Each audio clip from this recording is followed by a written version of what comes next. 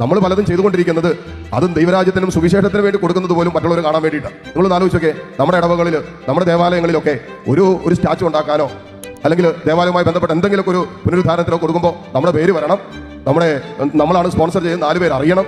നമ്മൾ കൊടുക്കുമ്പോഴും ആരെങ്കിലും കാണണമെന്ന് ചിന്തിക്കുന്നവരാണ് നമ്മൾ ഇത്രയും നാളത്തെ നമ്മുടെ ജീവിതത്തിൽ നമ്മൾ എത്ര പേർക്ക് മറ്റുള്ളവർ അറിയാതെ എന്തെങ്കിലും നൽകിയിട്ടുണ്ട്?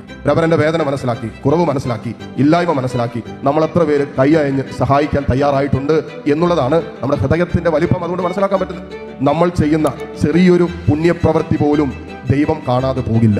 ദൈവമാണ് എനിക്ക് പ്രതിഫലം തരുന്നത്, മനുഷ്യനല്ല. മനുഷ്യന്റെ പ്രതിഫലത്തിനാണെങ്കിൽ മനുഷ്യൻ കാണിക്കാൻ വേണ്ടിയിട്ട് ചണ്ട കൊട്ടി ഫ്ലക്സ് അടിച്ച് നമുക്ക് ചെയ്താൽ മതി. അതല്ല, ദൈവത്തിനും ദൈവരാജ്യത്തിനും സുവിശേഷത്തിനും അവരന്റെ നന്മയ്ക്കുമായി നമ്മൾ നൽകുമ്പോൾ അത് നമ്മുടെ സന്തോഷത്തെക്കാൾ ഉപരി അവരന്റെ ജീവിതത്തിൽ ഒരു പുണ്യപ്രവൃത്തി ചെയ്യാൻ ദൈവം എനിക്ക് തന്ന അവസരത്തെ മാനിക്കുന്നതായിട്ട് കാണുക കൂടി ചെയ്താൽ നമുക്ക് ആത്മീയ വളർച്ചയുണ്ടാകും.